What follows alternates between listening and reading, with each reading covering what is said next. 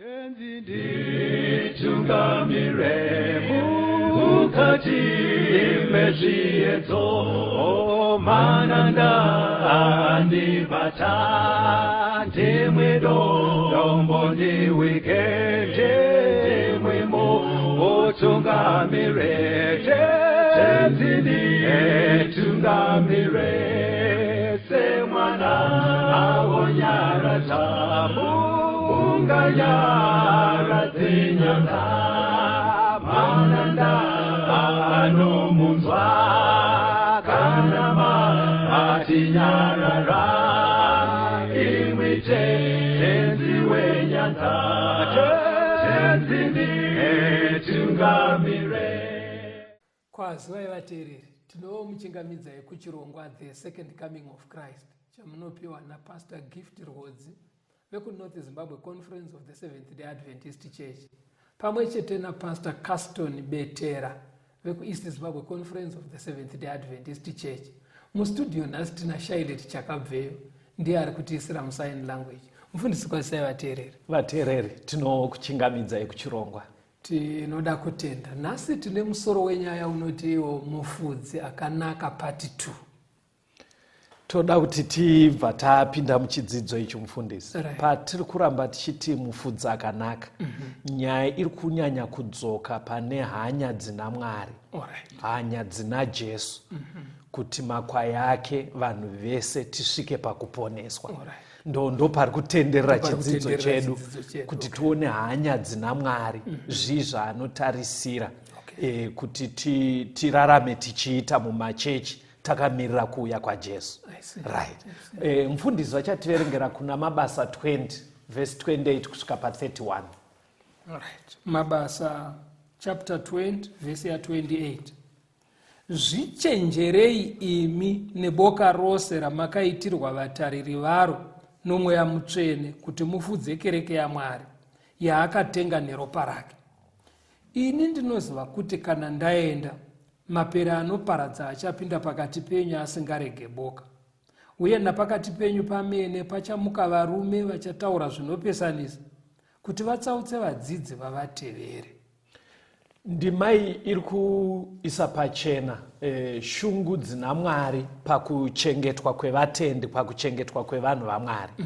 Mwari anoda kuti vachengetwe zvakanaka, pasaite zvinodhistebha zvinobva kunze zvokanganisa vana vaMwari. Saka pane chimwe chidzidzo chatakaita chekumashure, mufudzi wakanaka part 1, zvakabuda pachena kuti ari kunzi makwai vanhu vaMwari. Anova mufudzi akanaka chaiye ndiJesu. Asi pasi paJesu pane vamwe futi vafudzi vaakapa basa rekufudza vatendi, yatingati ma-under shepherds. Muchimiro chanhasi ndo vafundisi, vatungamiri vemachechi, mapastors. Saka kurudziro iripo ndeyekuti vatendi vanoda kufudzwa zvakanaka. Kufudzwa kune kwakudi manje? Kana makwai vari vanhu vaMwari, vafudzi vari mapasta nevafundisi. Tikatoredzera pakufudza hwai chaidzo. Yes. Mufudzi anenge achimeka sure kuti dzaenda kwadzinowana ufuro hwakanaka. Yes. Edzodya nekunwa mvura. Saka kana taakuuyawo pakufudza pamweya, taakutarisawo kuti vanhu vari kutungamirirwawo mushoko, muchokwadi chaMwari, vachidzidziswa zvinodiwa naMwari kuti vazvikoshese nekuona kuti vazvinzwisisa here nekuvakurudzira kuzviteedzera. Right. Saka mufudzi akasaita basa rake nemazvo mufundisi, mamwe makwai anorasika. Pakurasika kunogona kuva kungorasika kana unodyiwa nezvikara zvekusango. Saka hanya dzina Mwari haadi kuti vanhu vake varasike. Mwari haadi kuti vanhu vake vaparare vasiri mudanga, kureva kuti vasiri pakutenda. Pana Luke chapter 15 panopiwa muenzaniso unoratidza hanya dzina Mwari kuri kwekuti vanhu vake vatsauka. Luke 15 verse 3 kusvika pa6. Luke 15 verse ya 3. Zvino wakavaudza mufananidzo uyu achiti, ndianiko kwamuri una makwai ane 100, kana akarasikirwa nerimwe rawo, ungasasiya 10 mapfumbamwe namapfumbamwe murenje akatevera rakarashika kusvikira ariwana. Kana ariwana unoriisa pamafudzi ake achifara. Kana asvika kumusha unokokera shamwari dzake nevakavaka naye akati kwavari, farai neni nokuti ndawana gwai rangu rakanga rakarasika. Kuisa pachena maefforts anoitwa naMwari pakutsvaga vanhu vake kuti varambe vari pakutenda. Saka pari kunzi munhu anenge aine makwai 100 oshaya rimwe chete. Manzwa nyaya yacho payatsanangurwa kuti ari kutosiya 99 oteera 1 kunoritsvaga kusvika ariwana, ende maudzwa mufaro wacho wazvinoita. Mukutsanangura kuri kuitwa nyaya iyi ndiMwari ari kuisa pachena maefforts anoitwa naMwari kuti vanhu vake varambe vari pakutenda. Pastor, muchimiro chanhasi tingati chii chiri kuitwa naMwari? Manzwa here uyu anzi anoenda kurenje ogonoritsvaga kumapiripiti. Nhasi ndezvipi zvimwe zvingangodaro zviri kuitwa naMwari kutsvaga vanhu vake vakarasika? Now, kana tanzwisisa kuti kufudzwa uku kuiswa mushoko rechokwadi, yes, munhu oramba achikurudzirwa kurinzwisisa nekurarama zvarinoreva. Tingati matsvagire anoita Mwari kana kuti Jesu semufudzi mukuru anotsvaga neshoko, right? Saka zvirongo zvakafanana neicho chinechi kuti inguva yekuti vanhu vadzidziswe shoko, right? Okay, ndopazviri kubva muBhaibheri apa. Okay, akasinongwazo kuti ayo apa Bhaibheri riri kuti kudii? Inzira dzaMwari dzekutotsvaga vanhu vachikuti vadzoke, vachitooneswa kuti ukadai wafadza Mwari, ukadai watadzira Mwari.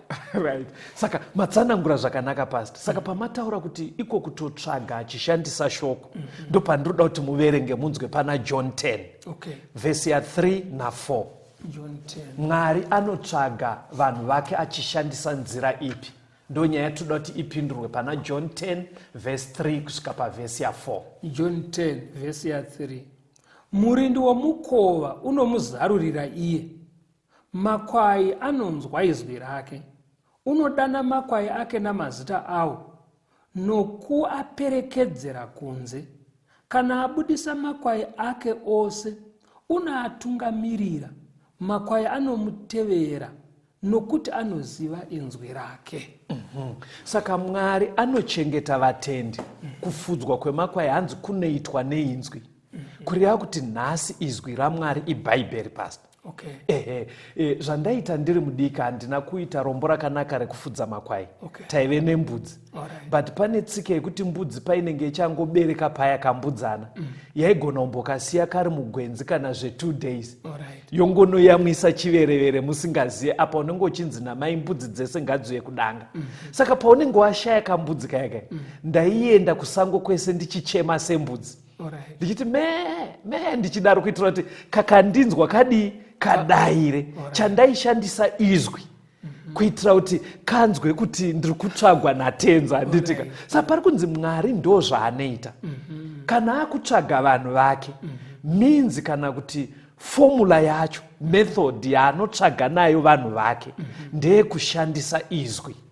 Saka manzwa kuti kushandisa shoko. Saka manzwa zvichinzi makwai chaiwo ane hanya neni anonzwa izwi rangu, kureva kuti munhu chaiye anenge aine shungu yekuti ndoda kuponeswa anofana kunzwa kuti uko kutaura kwaMwari uku.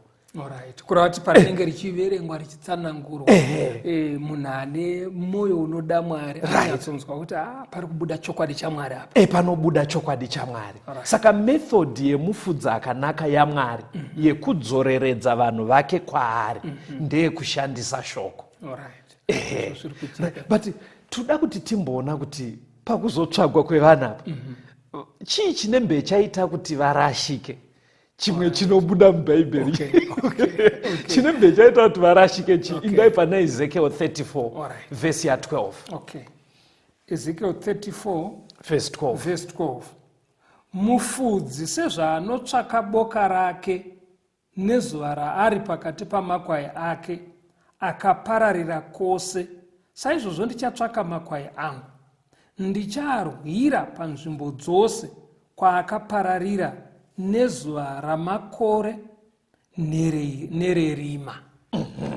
pari kunzi makwai chakaita kuti aparare panyaya yataurwa naEzekiel, hanzi akavhunduka, kwaita storm, kwaita makore, kwaita darkness, ende ndozvitoriwo makwai chaiwo emhuka aya.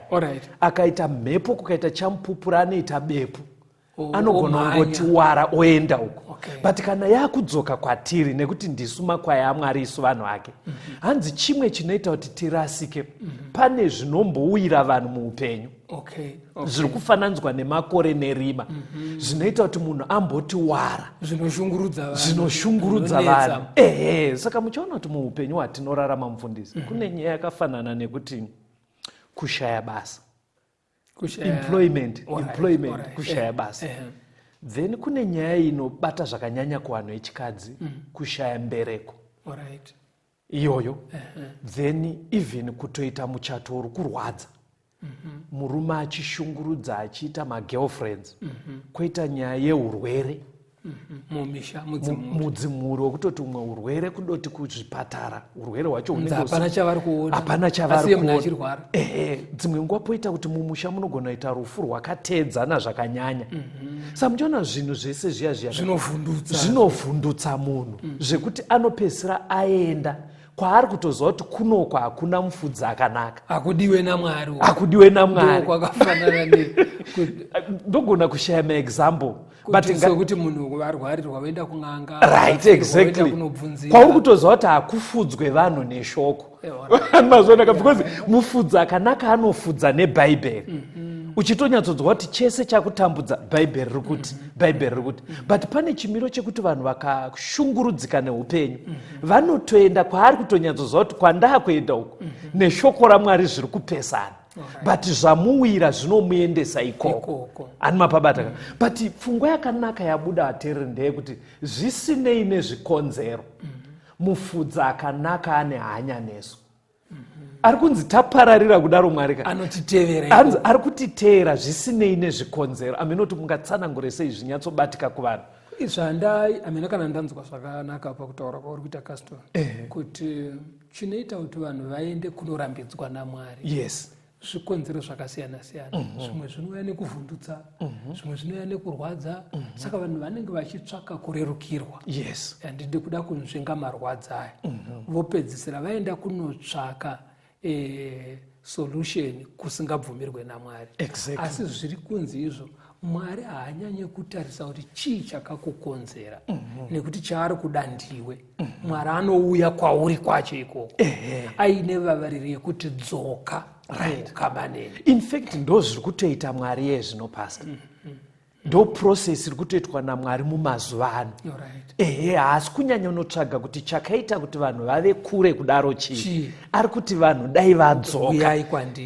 Vadzoke kwaari. Handei pana John 10 verse 24 to 27. Zvino vaJudha vakamukomba vakati kwaari, uchativetsa kusvikira riniko? Kana uri Kristu, iwe tiudze pachena.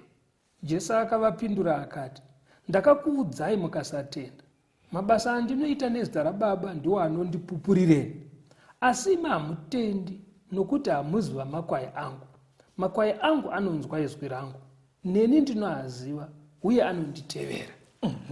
Saka chimiro chaivapa ndechekuti vaJudha vaisatenda muna Jesu. Vaingofadzwa nepfungwa yekuti vazukuru vaAbhurahamu, zvovanakira izvozvo.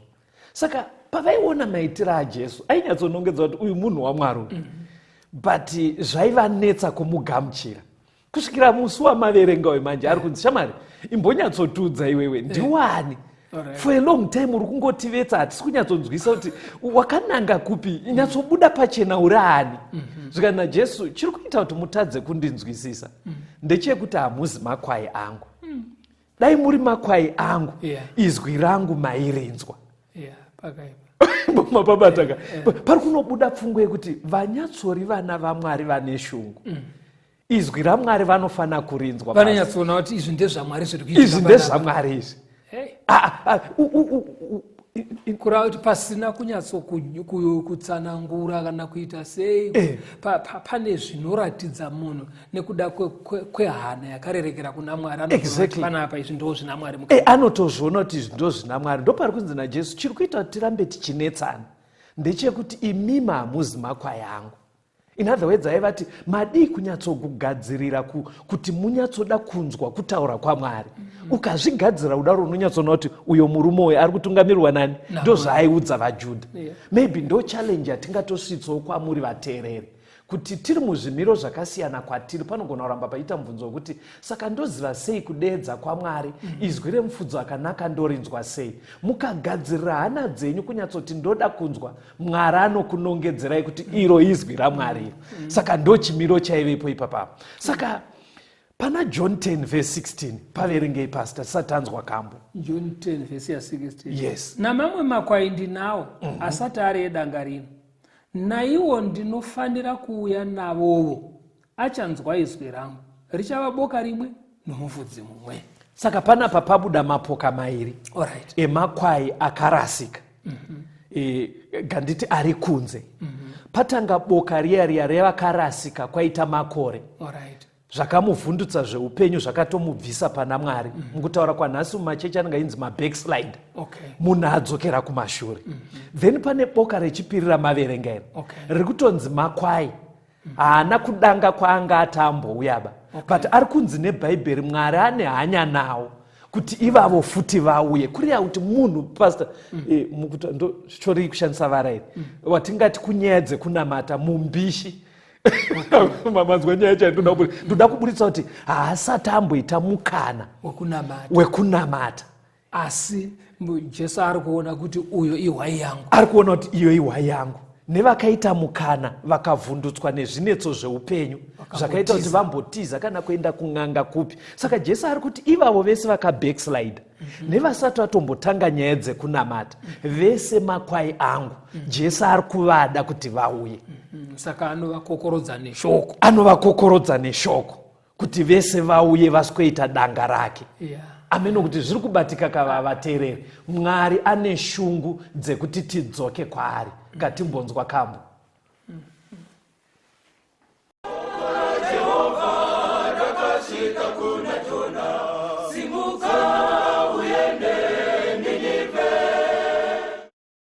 Ndinoda kutaura kuti ndaponeswa ngero paro, pamsana popemudza wake ndichagara kumushako.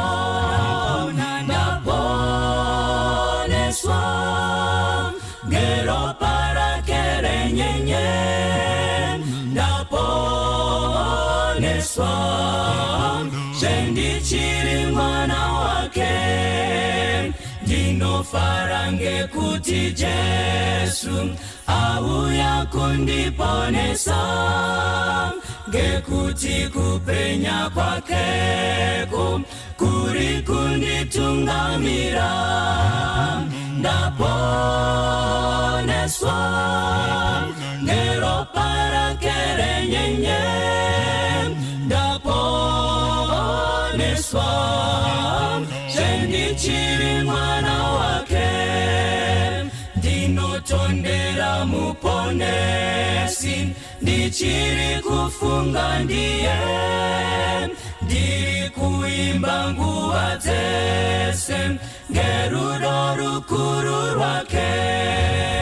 Ndaponeswa ngero parake renyenye, ndaponeswa zvendichiri mwana wake. Ndichamuona mambo wangu, ndoita mutemo wake, achiri kunditungamira, dakara kumusha kwake. Ndaponeswa ngero parake renyenye, ndaponeswa zvendichiri mwana wake. Chiripo chiremba kude kutenga chinondimirira ini. Tichaenda ngekukasika kumusha wake watenzi. Ndaponeswa ngeropa rake renyenye. Ndaponeswa sendichiri mwana wake. Ndaponeswa ngeropa rake renyenye. Ndaponeswa sendichiri mwana wake.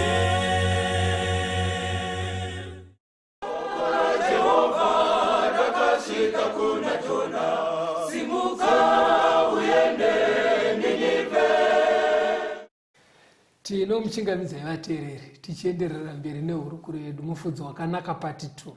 Taona muchikamu chekutanga chatabva kuti Mwari mufudzi wedu, isusu tiri makwaya ake, saka vana vaMwari ndio makwaya ake.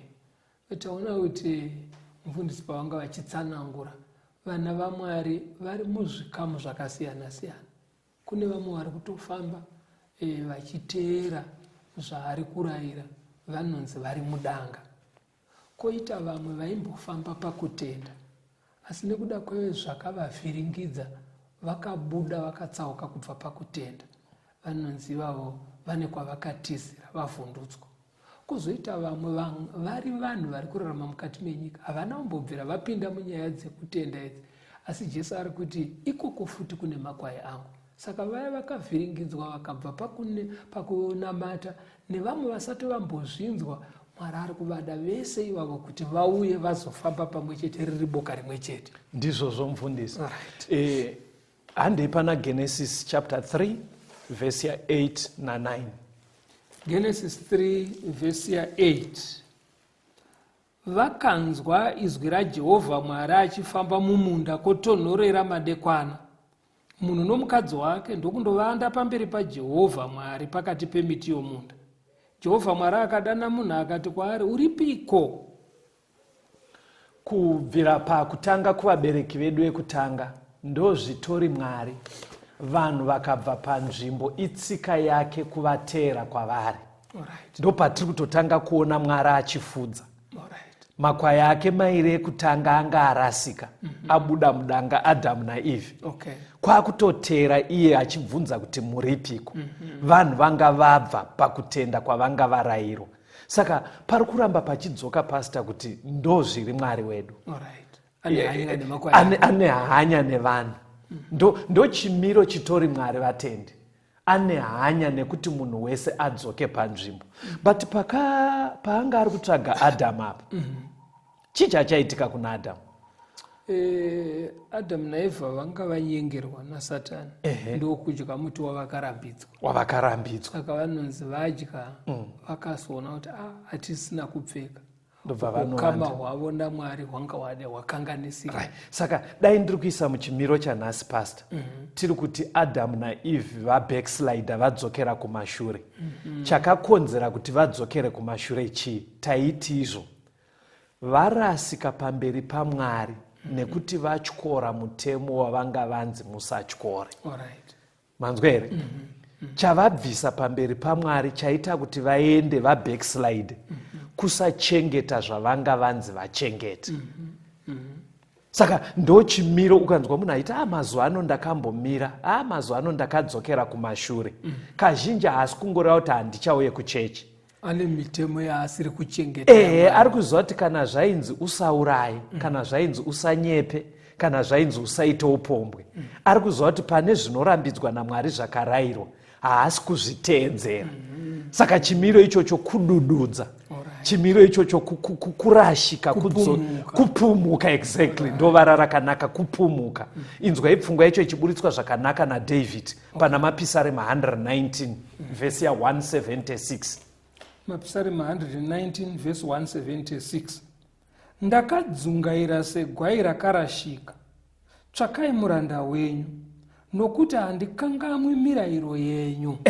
Aitozviziva kuti kutsvagwa kwegwai kuritondedza mirayiro yaMwari. Muri kuona zviri kuitika ka? Because kubva kwedu pamberi paMwari tinenge tichiita zvaasina kurayira. Kudzoka kwedu kudzoka pari kunzi tsvagai gwai renyu mundizivise mirayiro yenyu, kureva kuti kudzosa vanhu kuna Mwari. Kuvati manga muri muchimiro chekuti muri kuita upombwe, muri muchimiro chekuba, muri muchimiro chekunyepa. Saka kudzosa vanhu kuna Mwari ka kuvadzoreredza kuti onai zvinodiwa naMwari. Saka munhu anenge akudzoka. Ameno isai nemamwe mavara muri kunzwa here kwandiri kutaura kuti kurasika munhu abva pane zvakarayirwa naMwari. Kudzoswa kwake mudanga kumudzoreredza achipiwa simba naMwari kuita zvakarayirwa naMwari. Saka munhu akatyora mitemo yaMwari, Isaiah anoti chitema chinoparadzanisa munhu naMwari. Exactly. Saka chimiro chapo ichi chinomusudurudzira kure naMwari. Inzira zvinofananidzira sokunge hwai yabviswa mudanga. Saka kana munhu ari kurarama muchitema abva paungano yevatendi nemararamiro ake. Yes.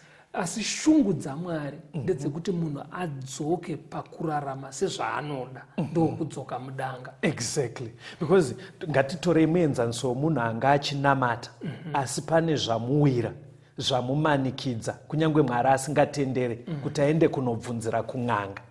Shoko runototi pakati pevana vaMwari apa fane kuwanikwa anotenda mumasvikiro, kana vavuki, kana vanoita mashura, kana n'anga, kana zvemidzimu. Ndozvotaura shokoka. Saka paangaendako anga akuita zvisina kurayirwa. Ihwai yarasika, yapumuka. Saka kana akudzoka ka kudzora manje ka kuramba futi uchiudza munhu kuti paipai wakavhiringa apa kudanga kuri kudiwa izvidzoka. Saka ndo process iri kuitwa naMwari iyoyo yekuramba vanhu vachidzokeredzera vachidaro. Saka ndo chimiro chemakwai ichi. Toda kumboona chimiro chevafudzi. Nekuti mufudzi mukuru ane vafudzi vari pasi pake, vafundisi, mapasta, vatungamiriri vemachechi. Ndeipi requirement inodiwa pastor kuti munhu akodzere kufudza makwai aMwari? Mukunzwa here? Handisi kutaura zviya zvekuti ngava akadzidza bhaibheri kudii. Ndoda kuti mungonzwa zviri simbu zvinotaura bhaibheri. Requirement inodiwa kuti mufudzi munhu akaita sei. Mufudzi munhu akaita sei. Endai pana John 21 verse 16. John 21 verse 16. Yes. Akati kwaarizve rwechipiri, Simoni mwanakomana waJona, uno rudo neni here? Akati kwaari, hongu Ishe, munoziva kuti ndinokudai. Ishe akati kwaari, chengeta makwai angu. Manzwa kuti kudii? Panapa pari kuti munhu mufundisi ndipastor, mutungamiri wechechi. Yes. Kana achida Mwari zvinoonekwa nehanya yaanoisa pavatendi vaari kutungamira. Okay. Saka chidzoka imi matanga muchiti kana achida Mwari zvinoonekwa nehanya yaanoisa pavatendi. Ngatichitanga tichiti kuti mufundisi agone kuita hanya nevatendi zvinoonekwa nei. Ndatanga nekwekupedzisira. Kuti mufundisi agone kuita hanya nevatendi pavhesi iri zvinoonekwa nekuchengeta makwai aMwari. Ndizvozvo, but ndachida kuti muti zvinoonekwa nekuda Mwari first. Mapabata ka? Because Peter atanga anzi unondida here. Saka chekutanga kuda Mwari, then wochinochengeta waita. Exactly, mama. Mama ona mafambiro ari kuita ka? Kuti haugone kuda makwai aMwari usingadi Mwari wacho. Saka requirement ingori basic vateereri yekuti mufundisi, mutungamiri wechechi, mapasta vakodzere kutungamirira vana vaMwari, vanofana kuda Mwari. Ndo basic yachona. Iye Mwari haangamboda kutungamirirwa makwai ake nemunhu asiri kumuda. Saka but bhaibheri manje rinofana kujekesa kuti kuda Mwari kudii. Ani mapabata ka? Kuda Mwari kudii. Iro bhaibheri rine matsananguriro arinoita rega. Kuti kana richinzi mufundisi ngava anoda Mwari kuti akodzere kutungamira vana vaMwari, kuita sei kuda Mwari? Endai pana John 14 verse 15. John 14 verse 15. Kana muchindida muchachengeta mirayiro yangu. Right. Ndo kudzidzisa kwebhaibheri. Bhaibheri rinodzidzisa kuti kuda Mwari kuchengeta mirayiro yaMwari. Alright. Saka kana taakudzoka pana John 21:16 paya panzi unondida here fudza makwai angu, bhaibheri riri kuti mufundisi kana pasta kana mutungamiri wechechi akodzere kutungamira ungano nevatendi anofanira kuva achichengeta mirayiro yaMwari. Alright. Saka zvinotangana mufundisi kana kuti nemutungamiriri Yes. kuchengeta mitemo yaMwari. Kana wadaro manje unochigona kunofudza makwai aMwari uchimadzoreredza uchivaratidza kuti mitemo yaMwari inonzana. Because pastor kunonzi kupumuka kwevana vaMwari vanenge vasararame seshoko raMwari, vanenge vakutyora mitemo yaMwari. Saka kana iwe uri pastor kana kuti mutungamiriri usingachengete mitemo yaMwari Ukapumuka futi unozodzoreredza sei vasiri kuichengeta. Ani mapabata saka kuda Mwari according to the Bible kuchengeta mitemo yaMwari. Saka kana wakuchengeta mitemo yaMwari uri kuda Mwari, bhaibheri riri kubva rati uno kodzero yekufudza makwai aMwari. Ndo mafambiro ainoita. But pane pfungwa yekuti vamwe vanogona kana kuti yekuti panogona kuramba pachinzi but unonyatsona kuti ane hanya nesangano rake. Mukukomenda kunongoita vanhu unonzwa itota kuti mufundisi ningi vane hanya nesangano ravo. Anditika ndo maonero atinoitayo. But bhaibheri rine maonero aro pastor kuti chinonzi kuda vanhu kudii, kuva nehanya navo. Unenge uri munhu ari kuita sei? Verengai munzwe kuna 1 John 5:2 na 3. 1 John 5:2 ndizvo zvatinoziva nazvo kuti tinoda vana vaMwari kana tichida Mwari tichiita mirayiro yake, nokuti rudo rwaMwari ndirwo kuti tichengete mirayiro yake hairemi. Dzokororai futi pastor. 1 John 5:2 ndizvo zvatinoziva nazvo kuti tinoda vana vaMwari kana tichida Mwari tichiita mirayiro yake. Chimbomirai manzwa matsanangura ari kuita. Bhaibheri vateerera harisi kuramba makoments atinopei kuti mufundisi ningi vane hanya vanoda vanhu vanodii, harisi kuramba, but riri kuti definition chaiyo inoratidza kuti munhu anoda vana vaMwari anofana kunge achida Mwari achichengeta mirayiro yaMwari.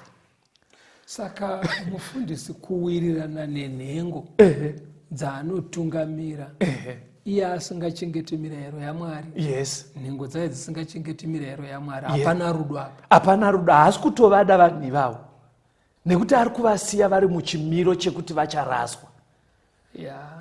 Ari kutovaitira utsinye neimwe nzira. Ari kutovaitira utsinye. Saka maonero evanhu tinogona kuona kunge mufundisi ari right achiwirirana nenhengo achiseka nadzo, but bhaibheri rakunyatsotaura kuti chinonyatsoratidza kuti munhu anoda vana vaMwari hunge iye achida Mwari. John 14:15 yabva yatudza kuti kuda Mwari kuchengeta mirayiro yaMwari, zvikanzi uye achichengeta mirayiro yani yaMwari. Saka ukaita zviya zvokuti unenge uchivatsiura uchivaonesa kuti apa iwo wobhowekana nazvo zviya zvokuti havachakufarire, asi iwewo according to this uri kutovada manje, unenge uchitovada kuvatsiura kuti apa hapadai apa uwo upombwewo apo kuuraya kunyepa hakudiwe, kuenda kun'anga hakudiwe, hatichengetei mitemo yaMwari, uri kutovada. But kazhinji vanhu manje nengari yekuti vanofunga kuti kudiwa kusiwa uri muchimiro ichocho. Saka manzwa bhaibheri rati unondida here, requirement ndiyo ikati yes, munhu ane kodzero yekufudza makwai aMwari because anenge akuadzoreredza kuvadzosa pakuita mitemo yaMwari. But chimiro ichi pastor sezvamataura handicho chiri munyika. Sorry ndadzoka kwamuri, ndimi wafundisi. Tine vafundisi vatungamiri vemachechi nemi mapastors ekuti pasimple criteria yataurwa yekungoda Mwari nekuteerera shoko rake nekuita mitemo yaMwari zviri kuita kunge zvinonzi vazhinji vevariko nhasi havasi kuqualifya pacriteria iyi. Vafundisi vacho but vatori vafundisi. But pekuti vanoda mitemo yaMwari vanenge vatori dzimwe nguva opposite, vaitotaura kuti mitemo hakusisina, hatichada kuinzwa, handitika, but vatori chii? Vafundisi. Chimiro chakadaro ichocho panobva paita mubvunzo wekuti saka iye Mwari wacho kana ari kuziva izvi ari kutendererei imimi vafundisi muchiramba muchingoita basa iroro? Manzwa here mubvunzo watoda kupindura? Because munhu anogona kuti saka inini mhosva yangu ndeyei ndine ndisiri kuziva kuti mufundisi anofanira kuva nechimiro chakadii. Saka nyaya inobva yasara yaakuna Mwari, kuti iye Mwari ndiye ari kutendera zvinhu zvakadai izvi, ari kusiyirei zvichidaro. Saka ndinoda kuti bhaibheri rimbopindura on behalf of Mwari chimiro chaapa nyika ichi kuna Jeremiah. Jeremiah 23 verse 21 to 22. Manzwa here mubvunzo uda kupindurwa? Mubvunzo uda kupindurwa ndokuti kune vafundisi vasingadi Mwari, asi Mwari ari kuvaregera vachifudza makwai. Right. Ndo vatonyanya vekuti pane zvataurwa zvekuti vachengete mitemo yaMwari havapo. Mwari ari kuvaregererei zvakadaro. Jeremiah 23 verse 21 to 22. Jeremiah 23 verse 21. Ina handina kutuma vaprofita ava, kunyange zvakadaro vakamhanya. Ina handina kutaura navo, kunyange zvakadaro vakaprofita. Asi dai vakanga vamira parangano yangu, vangadai vakanzwisa vanhu vangu mashoko angu, vakavadzora panzira yavo yakaipa napazvakaipa zvamadzibaba avo, zvamabasa avo. Saka Mwari ari kuita kunge kugeza maoko kuti inzwai, chimiro chaapa nyika ichi hanzi naMwari inini handina kumbotuma vana. Hanzi kunyange zvakadaro vari kungomhanya vachiita. Zvikanzi because dai vainge vabva kwandiri, vangadai vaita kuti vanhu vanzwe shoko raMwari, shoko raMwari rinodzosa vanhu kubva panzira dzavo dzakaipa. Ati uri kuona chimwe chinhu chiri kubuda Caston uchitaura ndechekuti kana zvadaro manje kuvatungamiri vanofanira kunge vachidzidzisa zviri correct. Zvakureva kuti kune vari kutungamirwa vacho havachafanira kuita sehwai chaidzo.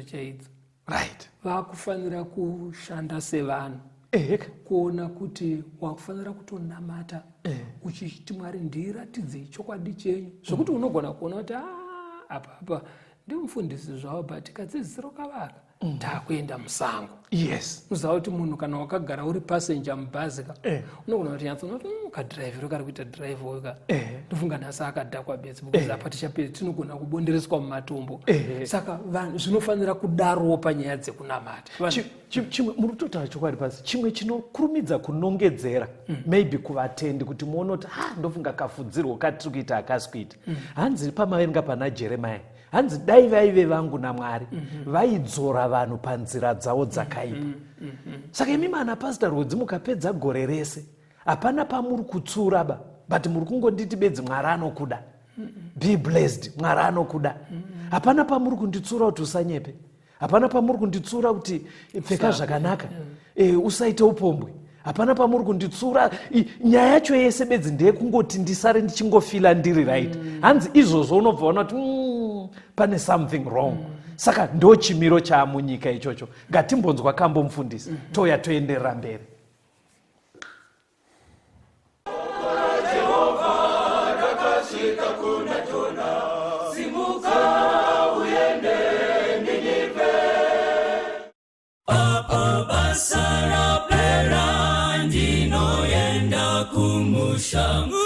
Ukakufa kunopfeka kusafa, ndichamziwa mponesi apo achazouya, iye anondigashira mumusha. Ndichamziwa apo ndichazomira naye.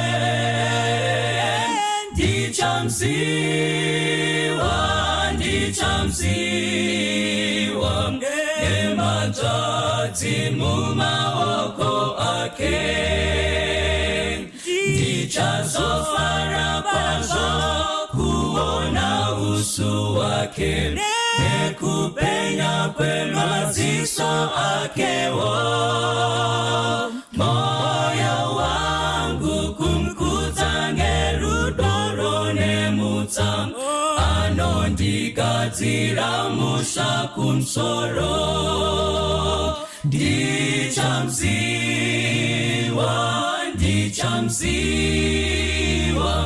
apo ndichazomira naye.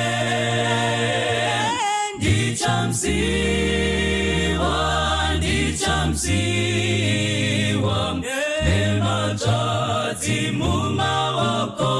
ake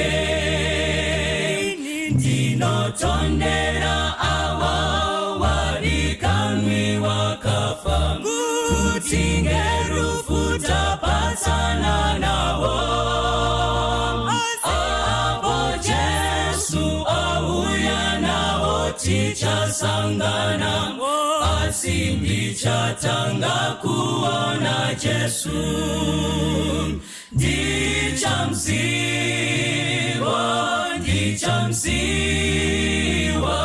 apo ndichazomira naye ndichamziwa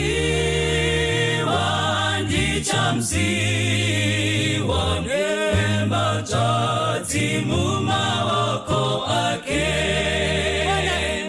achanditungamira kupinda mazambara apo tisingazowine urambo ndichaimba neweserioro rwekufara asi ndichatanga kuona Jesu ndichamziwa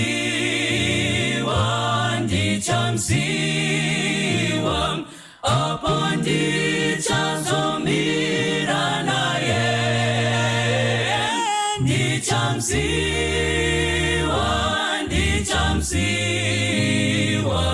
nematadzi mumaoko ake ndichamziwa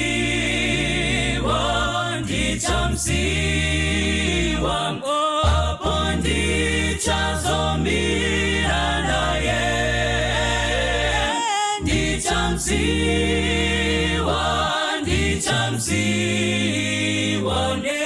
nematadzi mumaoko ake ndichamziwa apo ndichazomira naye ndichamziwa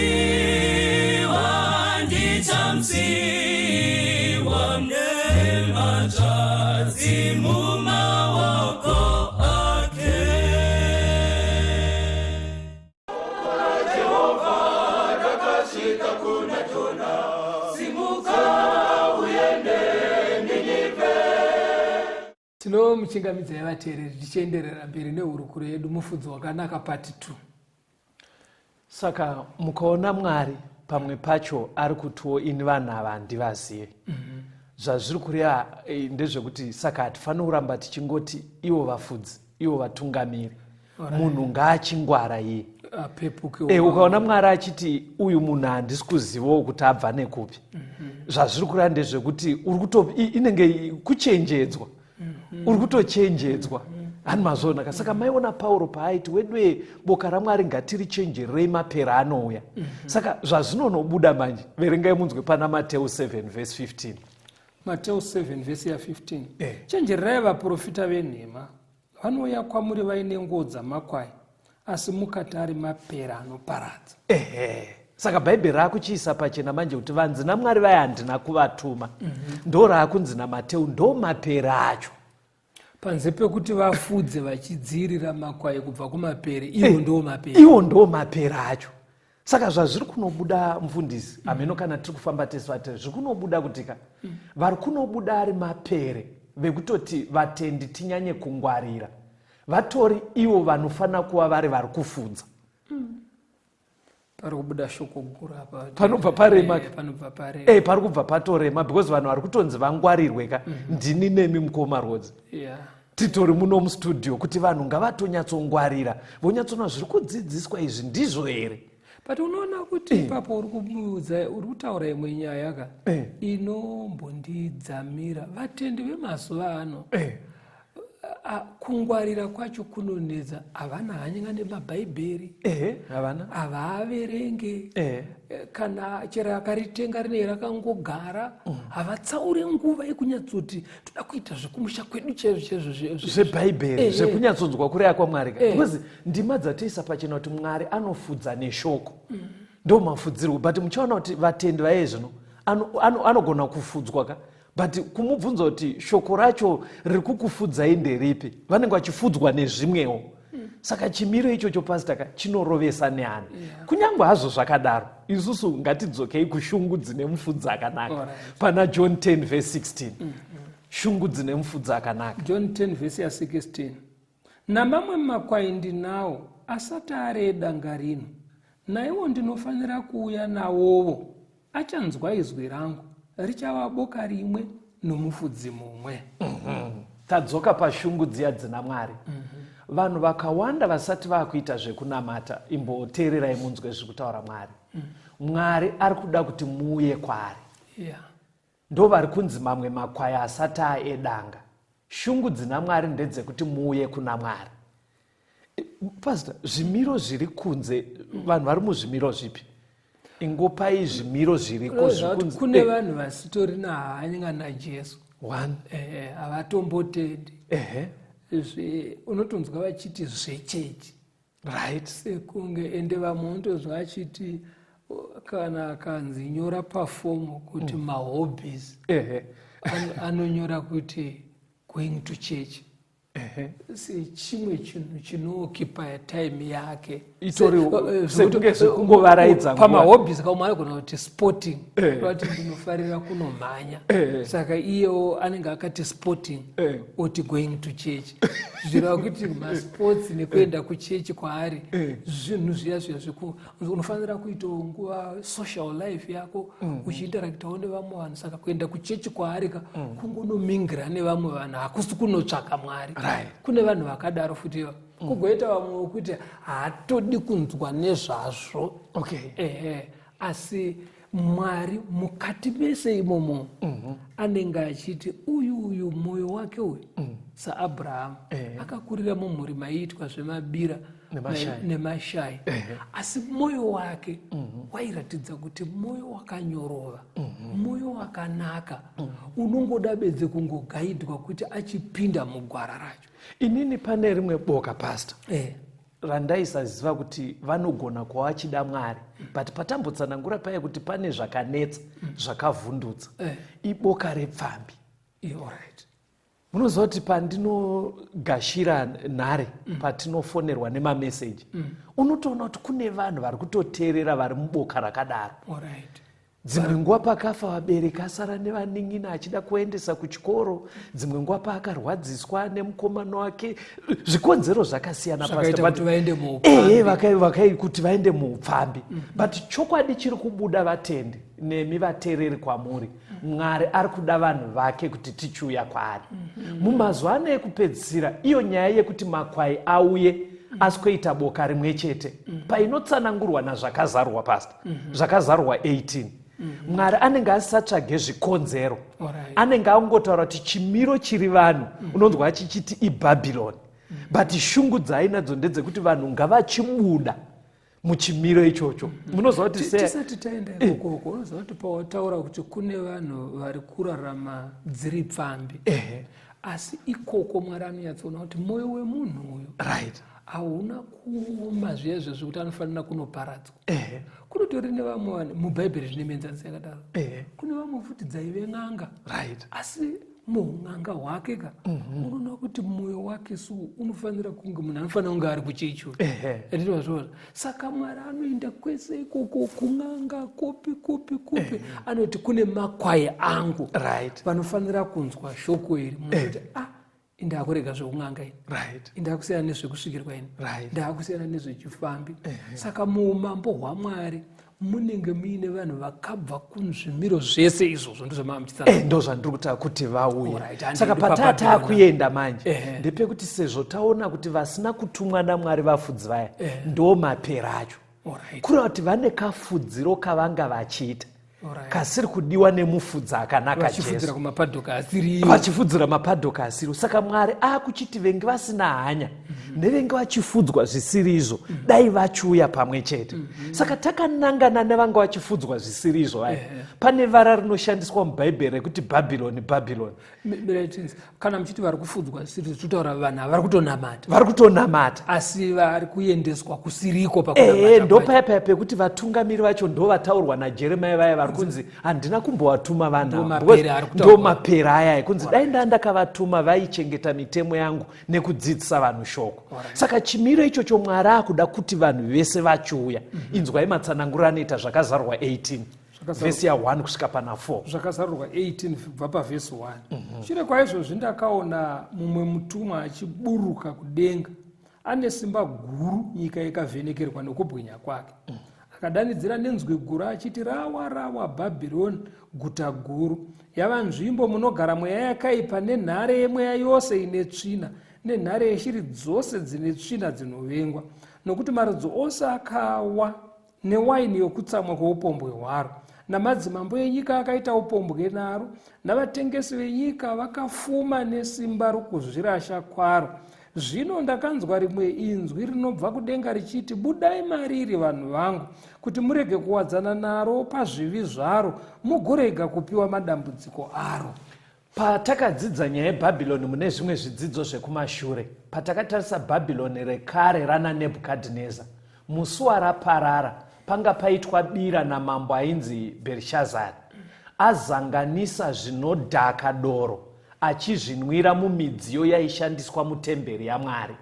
Pakabuda ipo kuti chinenge chichinzi Bhabhironi mumazuva anhasi kuita zvechinamato, asi chinamato chacho chichizanganisa zvishoma zvinodiwa naMwari, chozanganisa nezvinosembura Mwari. Saka kachimiro kakadaro kanonzi Bhabhironi. Ndo kari kudeedzerwa pamaverenga pasi. Ngirozi ichiti kanamatiro kakadai aka, vanhu ngavachibuda vaende kune mufudzi akanaka.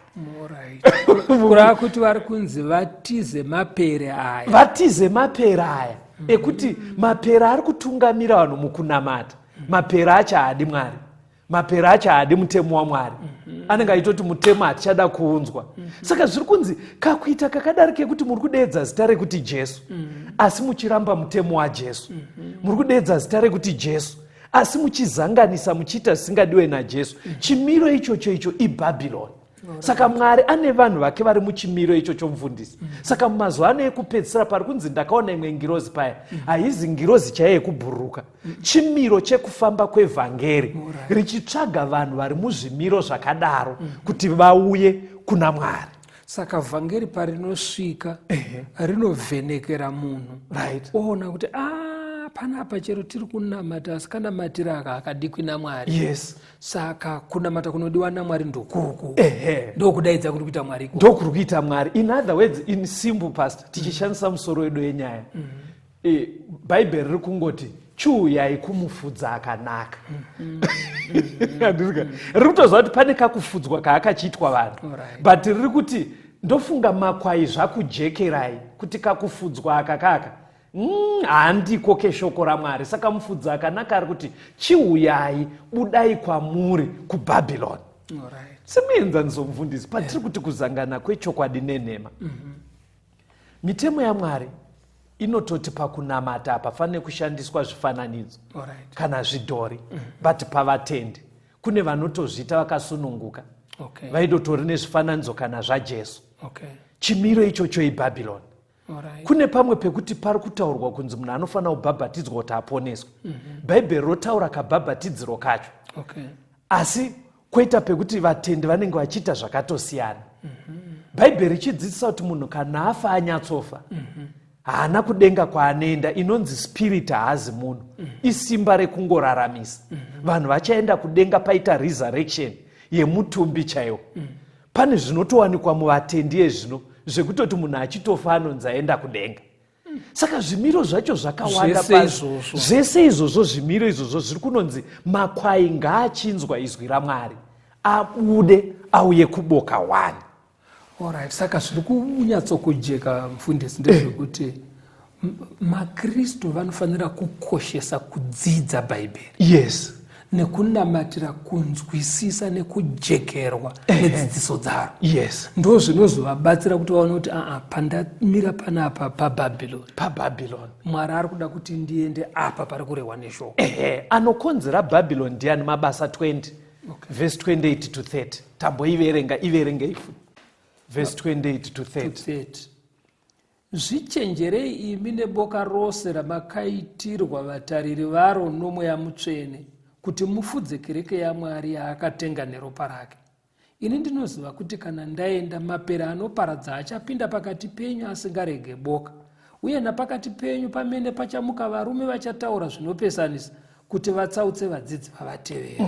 Manzwa vanzi varume vano padzidziso inopesanisa ndo mapera aya ataurwa. Saka mapera akapinda aine dzidziso inopesanisa yaya, chinobva chagadzirwa ndo chimiro change chakunzi Bhabhiloni chiya. Saka maona paiti kuita kudedzera kuti dai vanhu vachibuda makadaro vauya kurecorrect. Saka panyaya yemapera apa pastor, toda kupedza tinzwe zvimwe rinofana kuva basa remufudzi akanaka. Nekuti pandaitofudza inini mbudzi kana mombe, pane pandaitoziva ndakarambidzwa kuenda kuchikomo chekwakati, kune uchinzi kwakaonekwa ruambira. Kana unzi uko kune nyoka iriko inobata mbudzi, kune shato. Zvinhu zvandaitoudzwa ndichikura, and I made sure kuti handiende nembudzi ikoko, dzinogona kubatwa neshi. Saka mufudzi chimwe basa rake pastor, besides kuti makwai afura uswa, tiri kuti besides kuti vatendi vanzwa shoko, mufudzi anofana kuziva futi danger ingangowira, dzinogona kuwira makwai. Ndo mufudzi akazara ka anofana kuziva njodzi inogona kuwira makwai. But chiona izvi zvinotaura naIsaiah 56 verse 9 to 12. Isaiah 56 verse ya 9. Imi zvikara zvose zvokusango, uyai mudye, imi zvikara zvose zvokudondo. Nharirire dzake mapofu, vose havane zivo.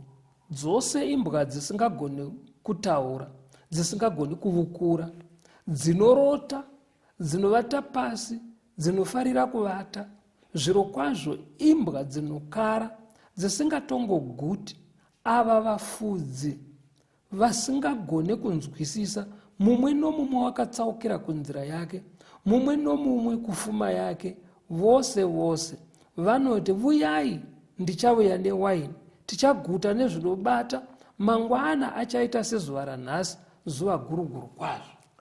Mwari achitarisa zvauda kuwira nyika, nekuti taapadyo nekudzoka kwaJesu. Mwari ari kuti chimwe chinhu chinoda kuti vatendi vaziviswe, kupera kwaita nguva, nenguva iri mberi apo yematambudziko yakatimirira, takamirira kuuya kwaJesu. But zvanzi manje chiri kunetsa mapera aya mfundisi. Hanzi sorry language yacho kuno kunyika kwedu tikataura zvembwa kunoita kunge kutuka. But matsananguro ari kuita Bhaibheri rinoda kuburitsa pfungwa kuti imbwa basa rayo kuchengetedza pamusha nekuona mbavha kana dzichiuya, ichipa warning. But hanzi chiri kunetsa vatungamiri vemazuva ano, havana warning yavanopa. Vanoramba vachingoti zvinhu zvese zviri right, zvinhu zvese zviri right. Nenjodzi dzinenge dzaapadyo kuwira nyika, havaudze vatendi kuti vatendi vagadzirire, vazive zvaakunosanganikwa nazvo. In fact, imwe dzidziso pastor takamboita muchidzidzo chapfuura, inoita kuti vatendi varambe vakati pfavava, varege kutombofungira kuti kune njodzi inouya. Pane dzidziso yekuti vanhu vachabvutwa yekuti rapture. Zvainoita dzidziso yaka inoti vatendi hamusi kuzosangana nenguva yetribulation. Munenge mabvutwa maenda. Saka zvese zvinowira nyika zvinobva zvaita kuti vatendi vatokotsira. Vanenge vachiti nyaya dzinotaurwa dzekunzi kuna andikristu anouya, nyaya dzekuti vanhu vachazomanikidzwa kunamata vachidai, vanenge vachiti zvichaitika taenda. Ndo pari kunzi chimiro ichi kaichi vafundisi vakundikana basa. Vangadai vari kuhukura kuti weduwe muri kuona here paane nguva, onai zvaakusangana nesu. But hanzi vanenge vachitoti no, zvinhu zvese zviri right. Saka ndo pari kunzi amen. Isai mumashoko enyu pastor, ndiri kuona nguva saka dzafamba. pari kuti vatungamiriri pane zvimwe vanofanira kunyevera vanhu. Exactly. Ukararama uchidai zvine ngozi unoparara. Plus patasvika iye zvinezvi vanofanira kuti vagadzirire nekuti nguva yakuda kuzokwana. Yes, second coming. Zvichibva mushoko. Zvichitobva mushoko. Nguva yekuuya kwaJesu yaapadyo. Dai Mwari akukomborerai vateereri, handei kumufudza akanaka, shungudza Mwari kuti tese tichienda kwaari. Onekai vateereri vedu pasi. Tinotenda vateereri nekuva nesu pachirongwa. Kana pangaita mibvunzo pamwe panoda kuti tibatsirane, tibatei panhare dzinotevera 0774 651 181 0774 651 181 kana kuti 0716 452 086 0716 452 086. Mwari vave nemi vakuchengetei, tisangane muchikamu chinotevera.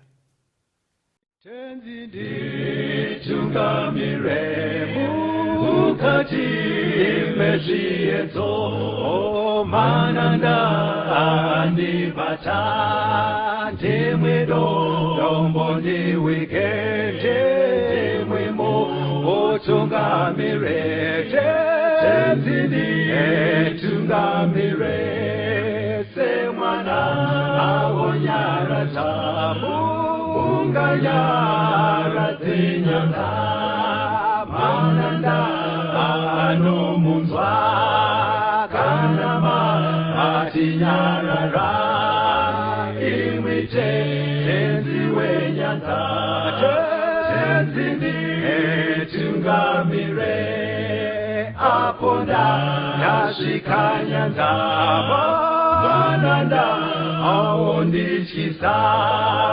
handichina zororo ndotsamira kune mwika ngandinzwe imwe motiti ndinokutungamira